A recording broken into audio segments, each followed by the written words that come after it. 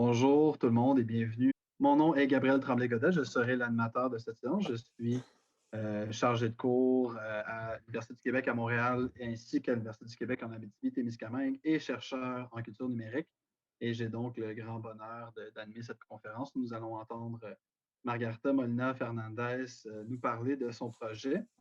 Avant de lui donner la parole, et juste pour lui permettre non seulement à la personne qui va parler de se mettre en voix et de cette chose. Et pour mettre un peu la table également, je vais procéder à une brève introduction de la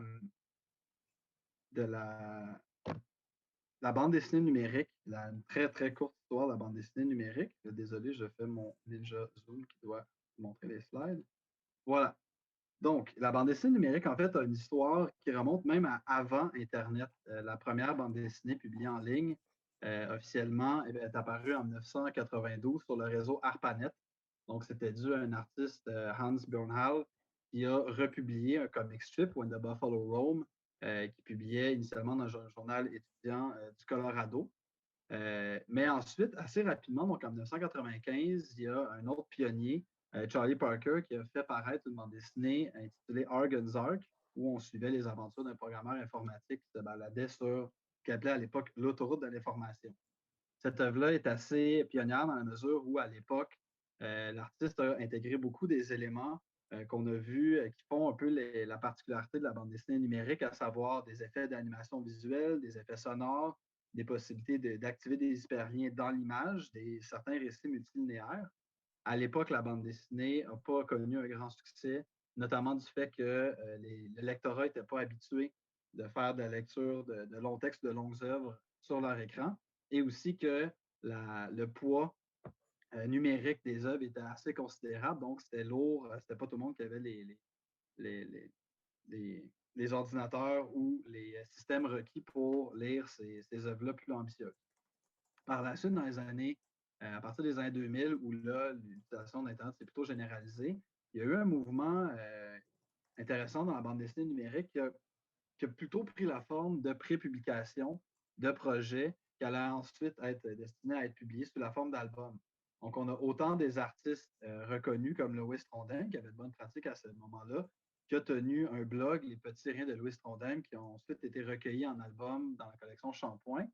Ça a également permis à euh, des artistes de la relève comme Boulet, qui avait un blog très populaire, donc d'avoir une pratique d'écriture en ligne qui a ensuite été recueillie dans une série d'albums qui ont été très populaires. Et au Québec, Zian a fait de même avec son blog qui a été recueilli donc en 2 albums, ensuite réuni tout l'album À l'école, publié chez Mécanique Générale.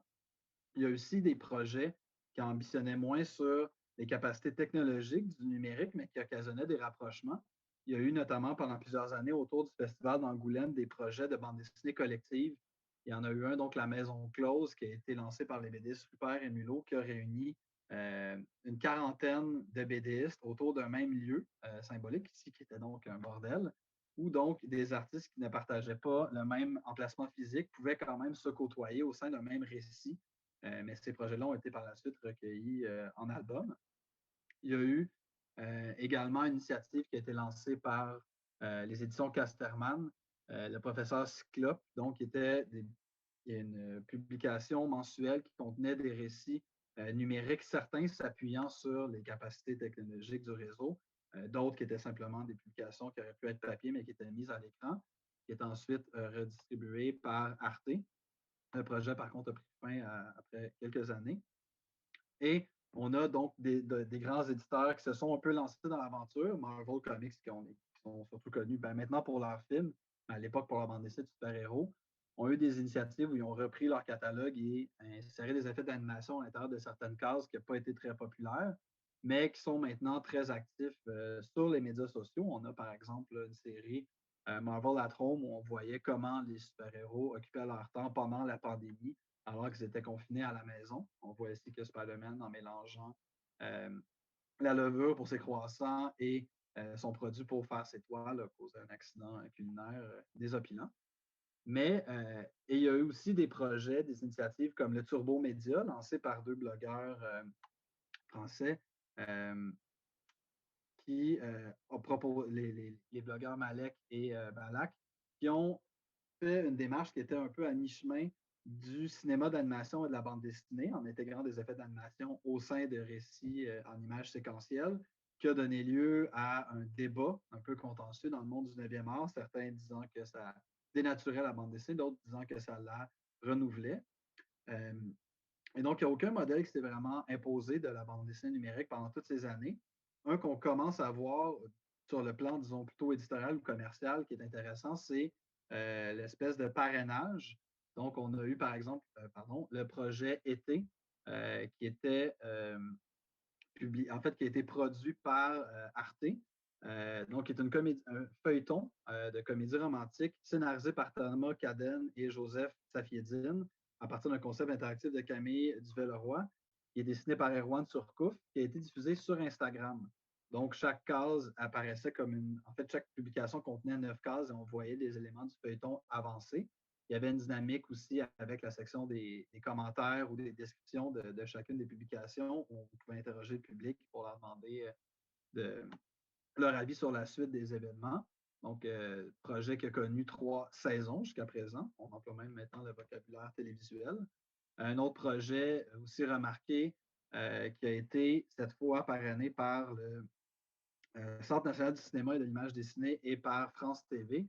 Et le récit, donc, Falena, qu'on appelle une bande défilée parce qu'il a la particularité d'être horizontal et d'être consultable par un défilement horizontal. Et qui a même donc donné lieu à une exposition en vrai où une immense fresque représentant des éléments du récit ont été affichés en public. Mais ces différentes œuvres-là, en fait, vont exploiter certaines des potentialités du numérique, mais j'ai envie de dire que celle qu'on va voir aujourd'hui, donc deux de Margarita Molina Fernandez, en fait, fait peut-être un peu une belle synthèse de ces démarches-là et en offre davantage parce qu'on va intégrer beaucoup d'éléments à la fois propres à la bande dessinée, mais aussi aux fonctionnalités interactives du numérique. Je ne vais pas évidemment en dire beaucoup plus parce que c'est ce que Margarita va faire. Je vais quand même prendre le temps de la présenter. Margarita Molina Fernandez a réalisé ses études de beaux-arts à l'Université polytechnique de Valencia en se dirigeant vers le dessin et le dessin d'animation. Lors de ses études, elle obtient une bourse pour réaliser un séjour d'un semestre au Alberta College of Art and Design. En 2013, elle entreprend le master en bande dessinée de l'Université de Poitiers à l'École supérieure de l'image d'Angoulême, en France, au sein duquel elle débute sa recherche autour de la bande dessinée numérique. En 2016, elle retourne au Canada pour poursuivre sa recherche dans le cadre du doctorat en études et pratiques des arts à l'UQAM. Elle a exposé ses œuvres en France et en Espagne, contribué dans plusieurs fanzines et reçu plusieurs prix et bourses, parmi lesquelles se distingue la prestigieuse bourse CAIXA 2017 pour la réalisation d'études supérieures en Amérique du Nord et l'Asie. Félicitations un peu à retardement pour ce prix. Et maintenant, donc, je vais te céder la parole, Margarita, pour que tu nous parles de ton projet 2. Alors, bon, avant de commencer, je voudrais remercier à Gabriel pour sa présentation, puis Benoît, Sarah et toute l'équipe de littérature québécoise mobile pour avoir organisé cet événement. Et à mon directeur de recherche, Bertrand Gervais aussi, qui m'a beaucoup aidé tout au long du projet. Puis des gros remerciements à Alex Grenier, Priscilla Momo et Pedro Pablo Guijarro, qui conforment les merveilleuses équipes internationales de programmeurs responsables de la construction de cette BD sur le web. Donc voilà, une fois que tout le monde est remercié, je vais commencer ma présentation. Donc, ma présentation aujourd'hui a 2 parties. Premièrement, je vous parlerai un peu de comment je me suis intéressée à la BD numérique et je vous donnerai quelques concepts des grandes lignes de mon projet de doctoral de recherche-création. Et ensuite, je voudrais vous montrer en détail les processus de création de la BD 2, ainsi que quelques-unes des questions que j'ai voulu explorer. Allons-y. Donc, comme la plupart des gens, mon premier contact avec la bande dessinée numérique s'est fait à travers de la lecture. Je lisais des webcomics qui ne se différenciaient guère des bandes dessinées sur papier, sauf parfois par l'orientation ou la forme de la planche. C'est en prenant ces 2 paramètres en compte que j'ai commencé à réaliser quelques planches de bandes dessinées pour leur diffusion sur Internet, dont vous pouvez voir quelques-unes ici à l'écran. En 2012, je découvre les BD faites avec Flash et publiées sur le site DeviantArt. En 2013, les premières bandes dessinées de Madefire sont publiées sur la même plateforme. Je découvre aussi les turbomédias. J'ai été fascinée par la manière dont les turbomédias et les motion books combinaient le langage vidéique avec le langage cinématographique, incluant des mouvements de caméra, des animations ou du son. En même temps, je ne comprenais pas pourquoi la majorité de l'offre de bandes dessinées numériques ne prenait pas en compte la matérialité des supports numériques. D'un côté, les éditeurs s'obstinaient à produire des adaptations mothétiques des bandes dessinées éditées en papier quand ils pourraient profiter du caractère métamédiatique de l'informatique pour s'hybrider avec d'autres médias. D'un autre côté, certaines œuvres s'efforçaient d'établir une cohérence avec leur support et expérimentaient avec l'animation, les sons et l'interactivité, mais elles échouaient dans la construction d'une expérience de lecture fluide et engageante. J'ai observé que cela créait une certaine réticence, en fait, et du scepticisme entre des lecteurs, des professionnels et des théoriciens du milieu de la BD. C'est ainsi que je me suis mise à réfléchir et expérimenter sur les aspects médiatiques et narratifs de la bande dessinée numérique lors de mon mémoire de maîtrise. J'ai observé des bandes dessinées publiées sur papier et adaptées au numérique et vice-versa. Ensuite, j'ai moi-même tenté d'adapter Phantom Foreram de Matt Madden en turbomédia avec un récit linéaire et aussi non linéaire. Les projets doctoraux de recherche-création que je réalise aujourd'hui se concentrent davantage sur la conception et la création en bande dessinée numérique. Précisément, je cherche à élucider les dynamiques et les relations établies entre les dimensions médiatiques, textuelles et expérientielles du média, notamment la façon dont les dispositifs physiques, l'hybridation médiatique et l'interactivité modèlent les récits, la représentation et l'expérience de lecture. Ces trois dimensions répondent aux principales questions auxquelles on peut se voir confronté en tant que concepteur et créateur lorsqu'on s'engage dans un nouveau projet. La dimension médiatique couvre la part du potentiel communicationnel expressif qui repose sur le choix du support et l'hybridation médiatique. La textuelle se concentre sur les enjeux de la composition des récits et comprend les concepts de multimodalité et d'interactivité. Cette dernière comprise à la fois dans sa dimension représentationnelle et dans sa dimension procédurale. La dimension expérientielle se concentre sur le lecteur ou lectateur, l'acte de lecture et les effets de lecture pour tenter de saisir les enjeux de la transmission d'émotions et de la création d'une expérience de lecture fluide et toujours contrôlée par le lectateur. Pour comprendre et analyser les bandes dessinées numériques, mais aussi pour créer des œuvres avec une correspondance entre les dispositifs médiatiques, les projets narratifs et l'expérience de lecture, il me fallait établir des caractéristiques structurales du média. Et cela sans faire appel au format de distribution ni au dispositif de lecture. J'ai ainsi repéré 4 caractéristiques principales: la multimodalité, l'interactivité, la structure narrative et l'expérience. La multimodalité désigne la mise en œuvre de divers modes d'expression combinés, tels la parole, la gestuelle, les images fixes ou animées et les sons, dans la production du sens. Comme la bande dessinée traditionnelle, la BD numérique est principalement un média visuel composé d'images et de textes. Mais sur un support numérique, elle peut aussi se servir du mouvement, du son et des gestes pour conformer un récit. Dans l'exemple que vous voyez maintenant sur l'écran, on voit une cast de Paula Québec, de Michel Ravagliati, qui nous montre en fait les différentes stratégies ou les manières, disons, les conventions visuelles qu'on a à la bande dessinée traditionnelle pour pouvoir transmettre du mouvement ou du son. Donc, on voit bien que la ligne des contours des personnages et des objets qui ont été martelés par ces marteaux comme ça fait des vagues, en fait, la ligne fait des vagues pour transmettre la vibration du mouvement.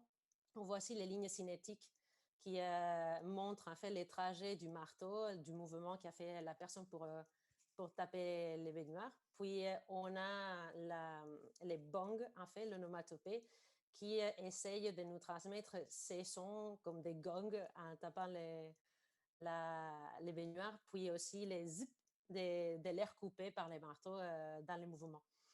Mais par contre, dans la bande dessinée numérique, comme on peut voir dans l'exemple des boats, à tout en bas de Namely, on voit qu'il est possible, en fait, dans le numérique, d'utiliser les mouvements tels qu'il est, puis les sons et le combiner avec les images et le langage de la bande dessinée numérique pour transmettre différents types d'essence ou différentes sensations, émotions.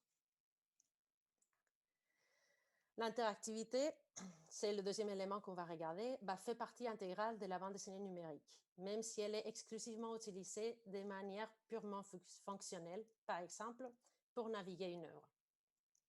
Mais elle peut aussi avoir une répercussion sur les récits et, de l'action menée par les lecteurs ou lectateurs. Une action déclenchant des phénomènes qui ont une incidence sur la disposition ou l'affichage des contenus relèverait d'une interactivité que j'appelle réactive. On parlera d'interactivité explicite lorsque les éléments et les mécaniques interactives affectent directement, donc sémantiquement, les contenus de l'œuvre. Dans l'exemple de Saving Maggie que vous avez sur l'écran, vous pouvez voir en fait un élément interactif réactif. Donc, à un moment donné, on peut en fait toucher ou manipuler les boutons de cette radio pour changer la fréquence, mais cette manipulation ne va pas amener des changements dans l'histoire ni des changements dans les images qu'on va avoir par la suite. C'est simplement sur l'instant, sur cette même case, qu'on va en fait entendre un changement dans les sons qui nous permet de voir qu'effectivement, on a manipulé les différentes fréquences de la radio, mais ce n'est que ce type de réaction qu'on obtient de la part du dispositif de cette BD. En ce qui concerne la structure narrative, je rassemble les structures existantes en 3 groupes. La narration linéaire, qui est la narration qu'on connaît tous, traditionnelle, avec un début et une fin unique. La narration scriptée, qui a aussi un début et une fin unique, mais l'histoire, dans son déroulement, permet des bifurcations ou une exploration libre. Et la narration non linéaire, où plusieurs types de structures sont possibles, comme par exemple des arborescences, des structures en entonnoir, l'exploration en mode ouvert, des structures combinatoires, etc. Donc, sur l'écran, là, vous avez 2 exemples. Il y a une image du menu, en fait, de la BD Faleina, dont Gabriel vient de nous parler, qui est une bande dessinée tout à fait linéaire. En fait, elle est même une bande continue, comme Gabriel expliquait tout à l'heure. Et ce menu nous montre en fait un schéma de la BD et du point où on peut repérer les débuts des différents chapitres ou épisodes de la BD pour qu'on n'ait pas à faire défiler toute la bande en fait, de dessin à chaque fois qu'on voudrait prendre la BD à un point donné. Donc, ça nous permet de voir explicitement les structures linéaires qu'il y a cette bande dessinée.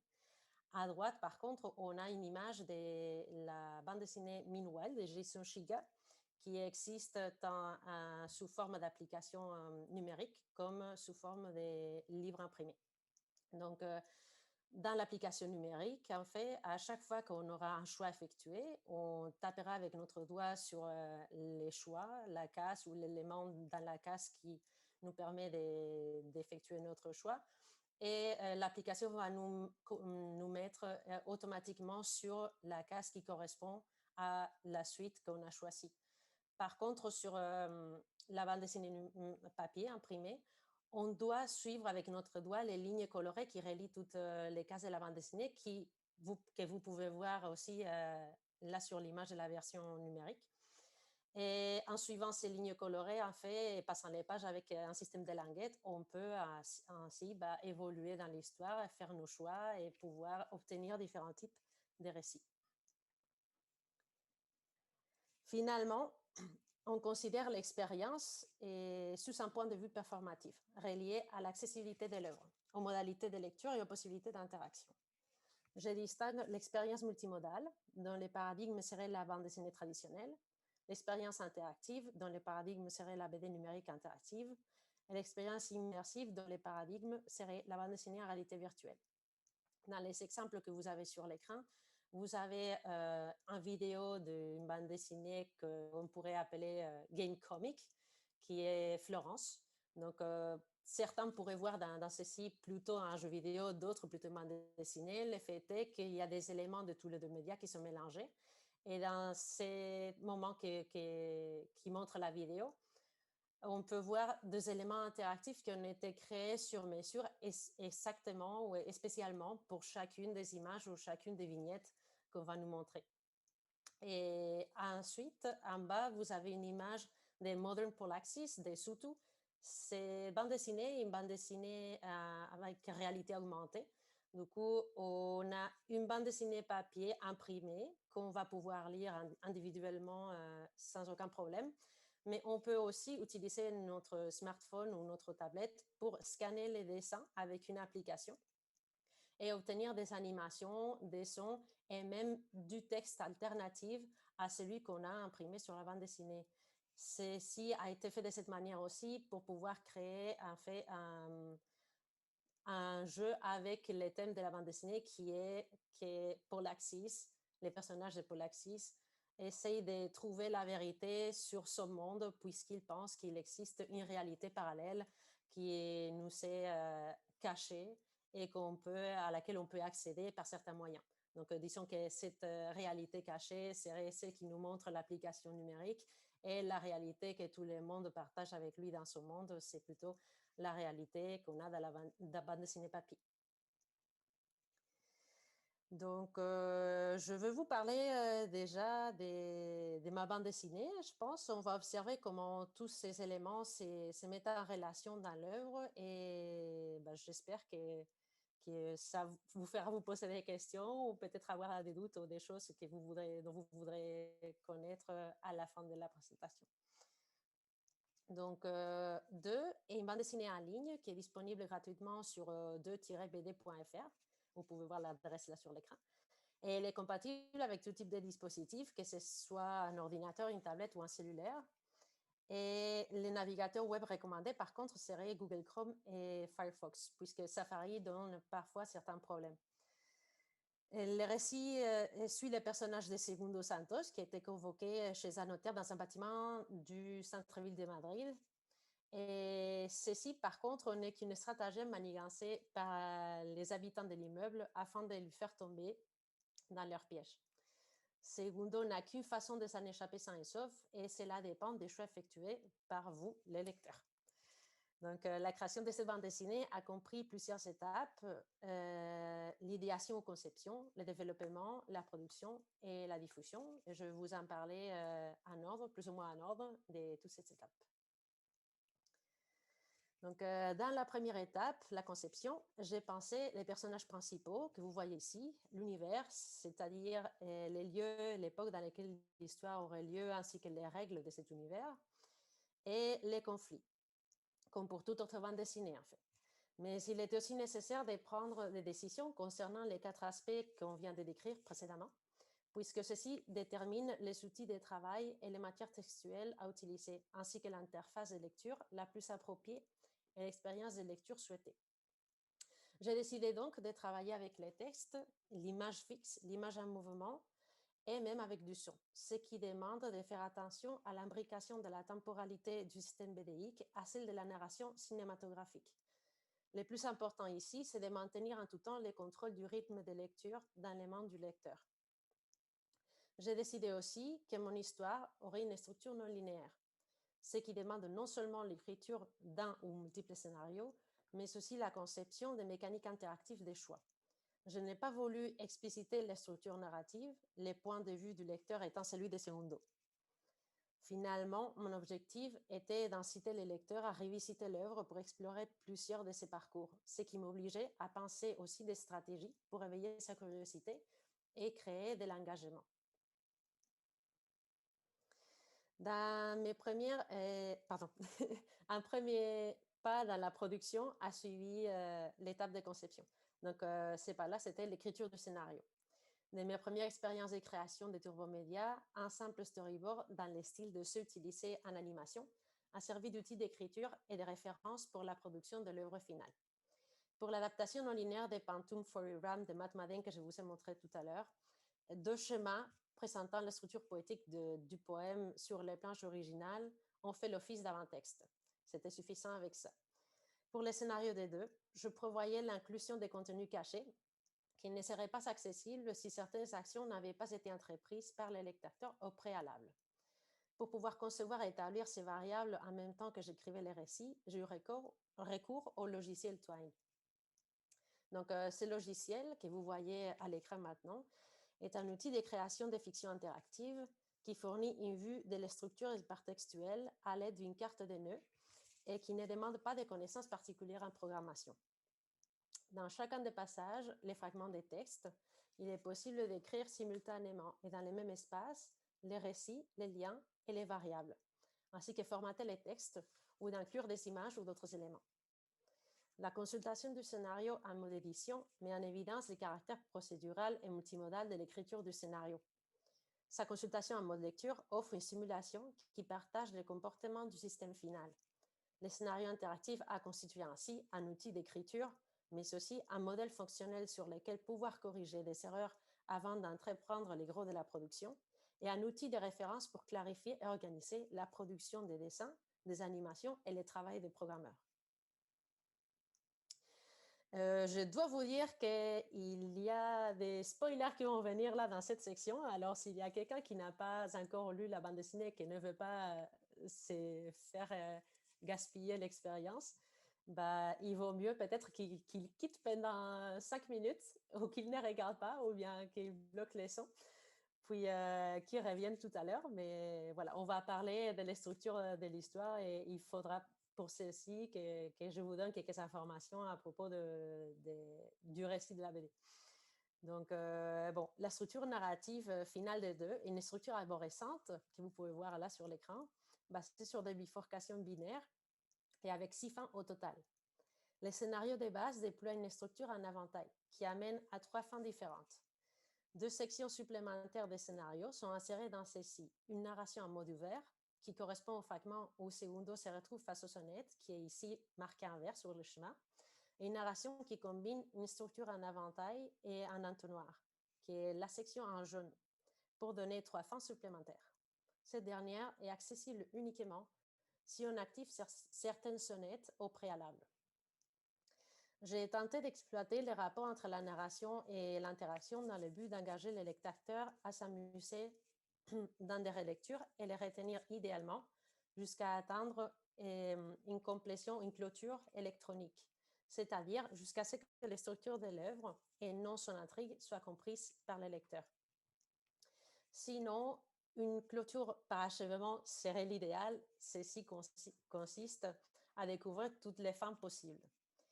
Des indices narratifs comme le MacGuffin, qui est le rendez-vous avec les notaires qui n'est qu'une excuse en fait au niveau du scénario, ou le leitmotiv que vous avez dû déjà deviner qui est le numéro 2, vise à retenir le lecteur et à dévoiler la structure narrative. Des indices interactifs comme la résurrection face aux sonnettes, la dite deuxième opportunité offerte par les présentateurs, ou le jeu narratif établi dans la dite section, la perruche qui monopolise l'interphone, tentent d'inciter la relecture et l'attitude exploratoire.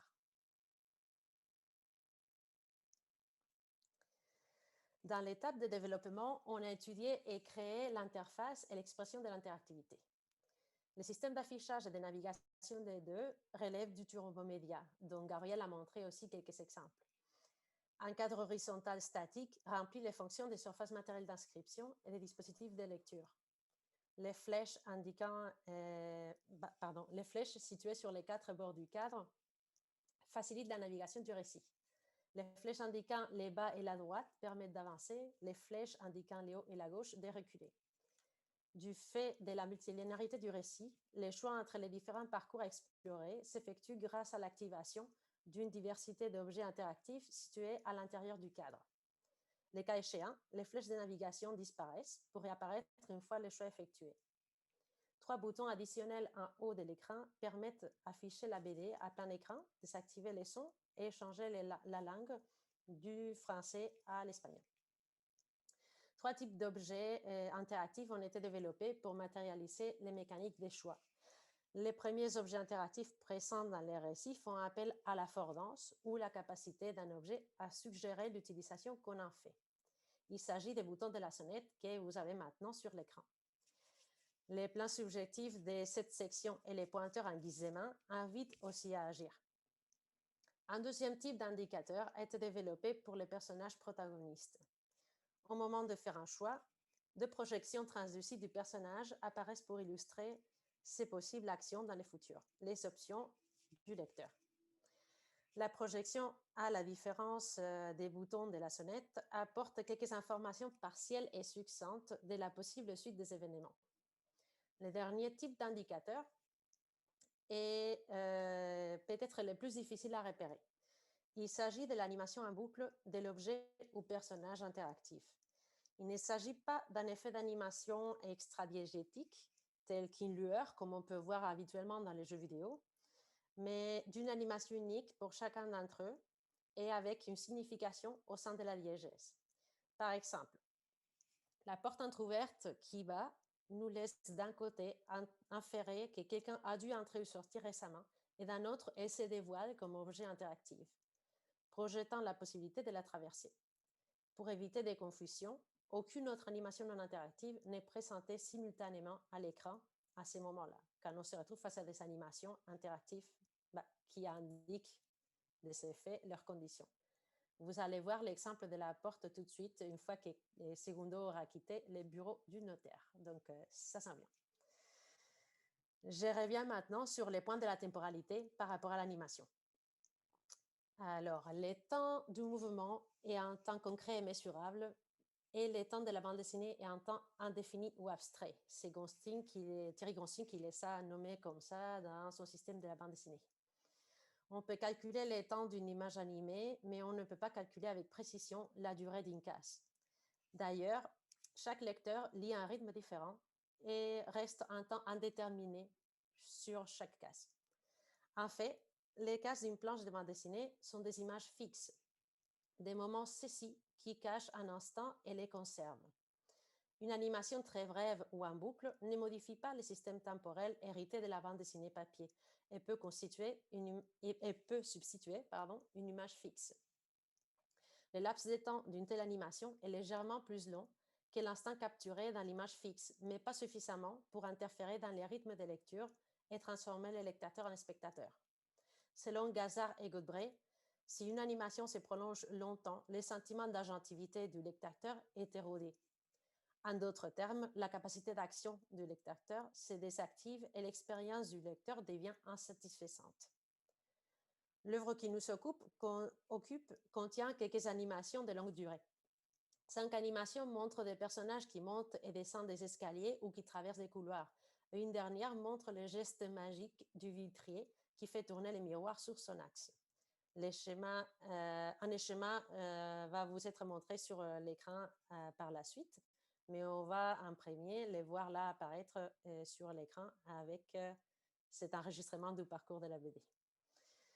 Donc, avec ces animations, j'ai voulu exprimer avec une temporalité mixte basée sur une théorie de Neil Cohn, les différentes manières la manière qu'on aurait de mélanger ces deux temporalités. Donc, selon Cohn, les temps dans la bande dessinée ne se créent pas nécessairement par la simple juxtaposition des cases, comme MacLeod l'a décrit, mais plutôt par le regroupement d'unités d'attention.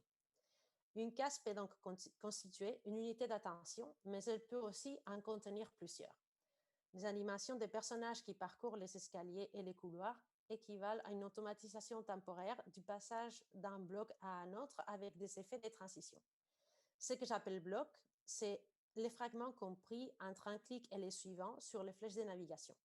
L'animation est ainsi divisée en plusieurs unités d'attention et comprise par les lecteurs en plusieurs temps. L'animation s'en vient là. C'est du geste magique du vitrier. Donc, je vais vous montrer tout de suite les schémas pour la comprendre. Donc, pour cette animation du geste magique, il est le même que pour les animations des escaliers. Mais ici, la transformation des 3 paramètres spatiotopiques qui définissent la vignette, qui sont la forme, la superficie et les sites, et plus le changement de contenu dans la vignette, dans les cases, et sont ceux qui marquent la division en 3 unités d'attention. Du coup, une première case, petite et carrée, montre la main du vitré qui donne l'impulsion miroir. Une seconde, grande et rectangulaire, montre le mouvement du miroir et son arrêt. Et une troisième, encore plus large, fait apparaître les vitriers qui invitent à utiliser le miroir. Une seule action, puisqu'on a une animation avec une transformation des formes qui est en continu, est ainsi divisée en 3 temps, comprises par le lecteur en 3 temps, et permettent aussi la conservation du dynamisme, de la fluidité du mouvement du miroir sans arrêter en fait le rythme de lecture du lecteur. Je reviens maintenant à la production. Donc, un storyboard assez simple a été créé comme complément du scénario interactif. Le storyboard a servi à clarifier lors du démontage des images et autres détails comme des animations ou des transitions entre séquences à réaliser par les programmeurs.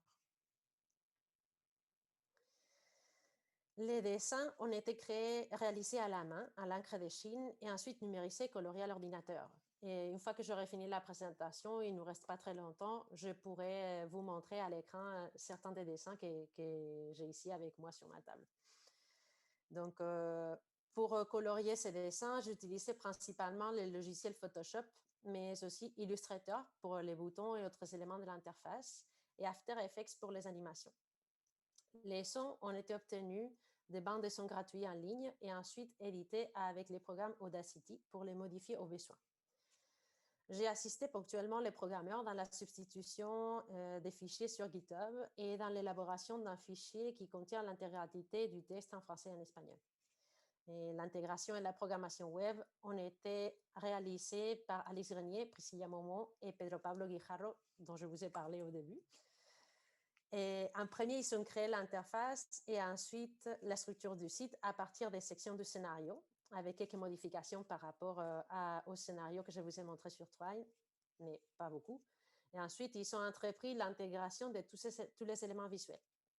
Une fois que tous les éléments visuels ont été intégrés, les projets ont été mis sur GitHub pour permettre aux programmeurs de travailler simultanément sur différentes tâches et faciliter la mise à jour. Les processus de programmation impliquaient une réitération des phases de programmation, révision et correction d'erreurs. Donc, plusieurs listes de tâches ont dû être élaborées au fur et à mesure qu'on avançait. Des problèmes ont surgi et qu'il a fallu corriger ou solutionner.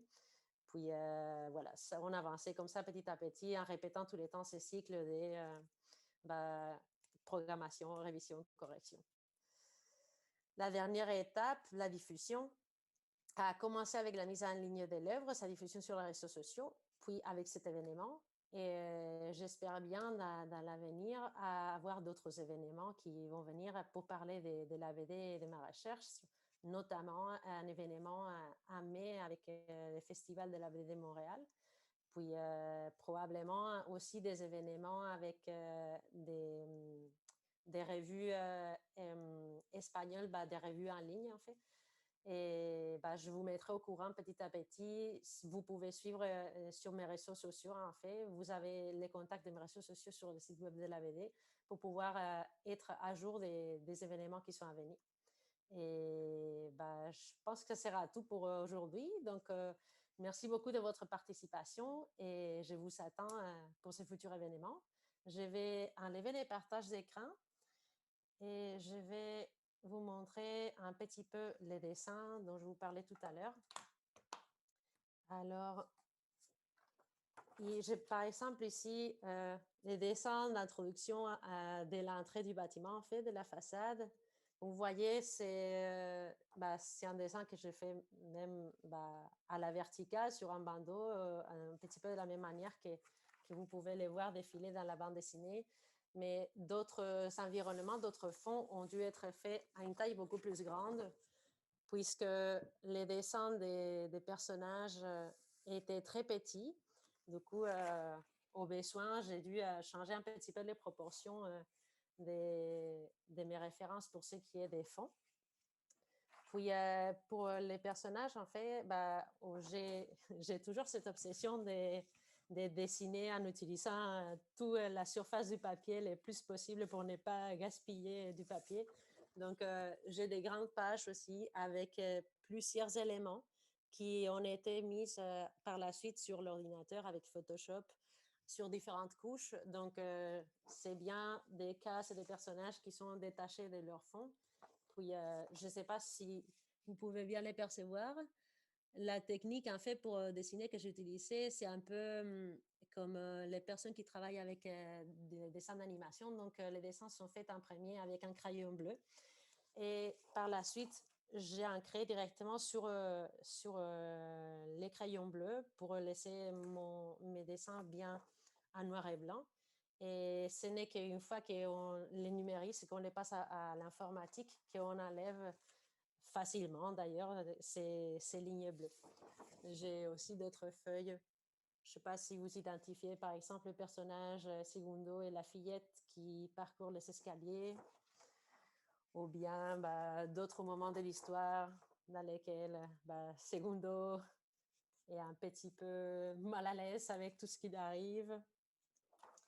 Puis voilà, c'est un petit peu comme ça que j'ai travaillé sur les papiers. Ensuite, comme je vous ai dit, tout a été scanné et j'ai coupé les images et placé les images sur différentes couches avec Photoshop. J'ai colorié tout ça.